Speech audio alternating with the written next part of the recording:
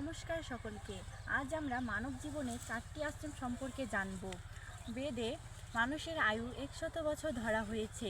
সে অনুযায়ী মানব জীবনকে 4 আশ্রমে ভাগ করা হয়েছে, যথা ব্রহ্মচর্য, গার্হস্থ্য, বানপ্রস্থ, সন্ন্যাস।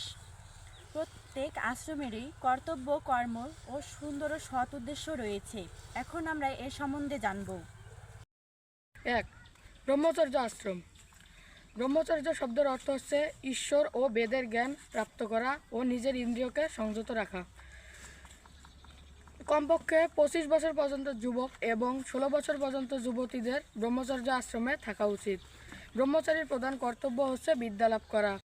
ব্রহ্মচারীর সকল প্রকার কুপ্রবৃত্তি, অশ্লীলতা বর্জন করে সকল প্রকার সদ্গুণ অর্জন করতে হবে। প্রাতঃকালে উঠে ও সায়াহ্নেও ঈশ্বরের উপাসনা করতে হবে। আচার্য গুরুজনের আজ্ঞা পালন করে শ্রদ্ধার সাথে বেদ ও সমস্ত বিদ্যার প্রাপ্তি করতে হবে। গুরুকুলে আচার্যকে পিতা এবং বিদ্যাকে মাতার জ্ঞান করতে হবে। 2. গার্হস্থ্য আশ্রম। 4টি আশ্রমের মধ্যে সবচেয়ে গুরুত্বপূর্ণ আশ্রম হচ্ছে গার্হস্থ্য আশ্রম। নির্দিষ্ট সময় অতিক্রান্ত হলে ব্রহ্মচারী বিবাহের মধ্য দিয়ে গার্হস্থ্য আশ্রমে পদার্পণ করে।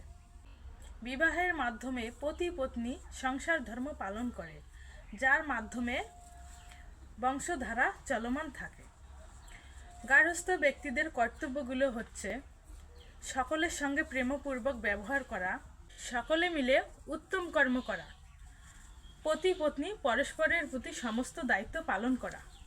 এছাড়া গৃহস্থ নিত্য উপাসনা ও পঞ্চমহাযজ্ঞ যথাবিধি পালন করবেন।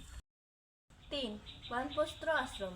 গৃহস্থ আশ্রম শেষ হলে অর্থাৎ জীবনে 50 বছর অতিক্রান্ত হলে বানপ্রস্থ আশ্রম পালন করতে হয়। এ সময় মানসিক আত্মিক জ্ঞান বৃদ্ধি করা এবং গুরুকুলে শিক্ষকতা করা এবং অপরের সেবা কার্যে নিজেকে নিয়োজিত করা উচিত। এছাড়া ঈশ্বর ভক্তি, ধ্যান, যোগ এবং বেদাদি শাস্ত্র মননে নিজের সময়কে কাজে লাগানোই এই আশ্রমের মূল বিষয়। পাশাপাশি এই সময়ে অহিংসা, সত্য, ব্রহ্মচর্য, তপস্যা, শান্তি, ইন্দ্রিয় নিগ্রহ ধারণ করা উচিত। 4. সন্ন্যাস আশ্রম।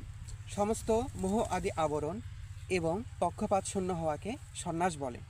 সন্ন্যাসী তাকেই বলে যিনি সমস্ত কুকর্ম এবং নিজের স্বার্থকে ত্যাগ করেছেন, যিনি ঈশ্বরের ধ্যান এবং পরোপকার করে নিজের জীবন অতিবাহিত করেন।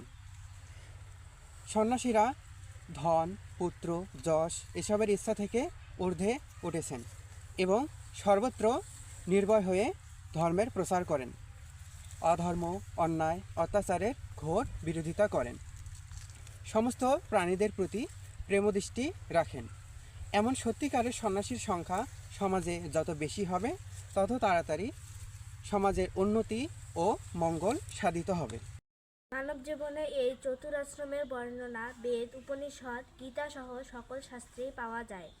ব্রহ্মচর্য, গার্হস্থ্য, বানপ্রস্থ, সন্ন্যাস এই 4 আশ্রমের মধ্যে আমরা বর্তমানে যে আশ্রমে আছি সে আশ্রমের কর্তব্য কর্মগুলো পালন করব। একজন মানুষ তার জীবনে ধারাবাহিকভাবে এই 4 আশ্রম পালন করলে তিনি জগতের সুখ শান্তি লাভ করেন এবং অবশেষে মোক্ষ লাভও করেন। সবাইকে অসংখ্য ধন্যবাদ। নমস্কার।